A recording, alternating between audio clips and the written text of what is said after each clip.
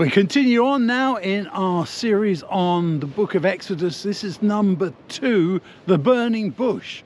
And there's a lot we could say about the burning bush. That's where Moses meets God. Why does God appear in a burning bush?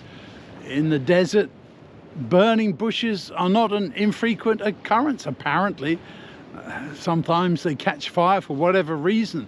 But this particular burning bush caught Moses' attention, and he went over to have a look, and the voice speaks from the bush to take off his shoes because he's standing on holy ground. Well, what made it holy ground? Is this holy ground right here that I'm standing on? Long way from a burning bush, unfortunately.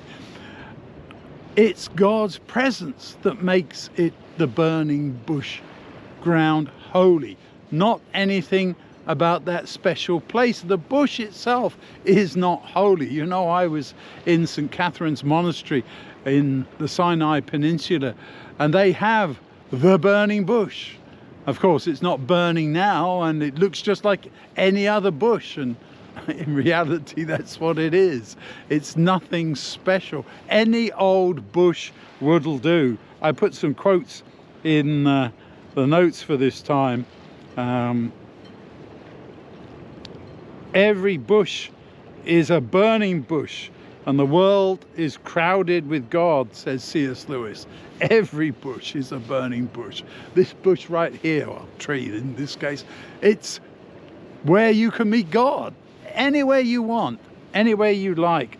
And then that poet, Elizabeth Barrett Browning, earth's crammed with heaven, and every common bush afire with God, but only he who sees takes off his shoes. The rest sit around and pluck blackberries. I do love that verse. It sums up the way in which so many people see things differently in the world. Some people see a bush full of blackberries and they go blackberry picking. Some look at the bush and they see the grandeur of God, and they see it as a place to meet God and to talk with God. You see the analogy. And in that experience, Moses comes to God. He's run away because of his terrible act of killing the Egyptian. He's going into hiding in Midian, forced to leave everything behind. His whole background. He'd lived there in Egypt 40 years. He'd had all the blessings of education, of privilege, living in Pharaoh's kingdom, in his palace.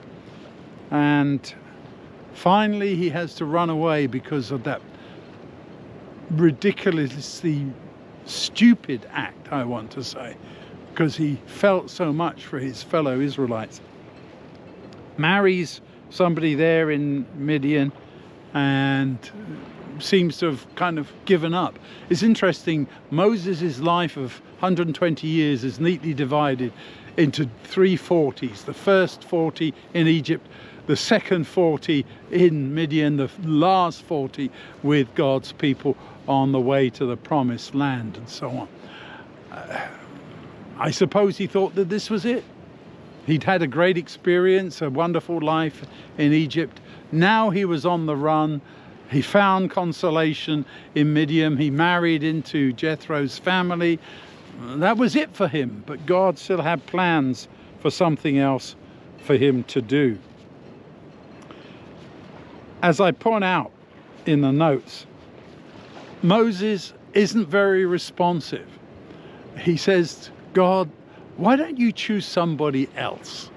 I'm not a great speaker. I have kind of like a speech impediment. Maybe he stuttered, and he wasn't very clear in his utterance. It wasn't what he said that was wonderful in terms of oratory. It was the content that people believed in him for. So there's something for us to think about. He argues with God, says, I can't do what you're asking me. This is not something I feel comfortable doing. Can't you please find somebody else? And eventually God allows Aaron to accompany him because Moses is really resistant. As I point out in the notes, What do we learn here? That God really can do what he says, even the tough assignments, and he can help with our poor skills. Moses' life a testimony to this. So whatever you might be saying in opposition to God, I can't do this, don't make me do this, listen to what God is saying and accept what he says for you in your life and believe that he can help you do it. There's the message of the burning bush.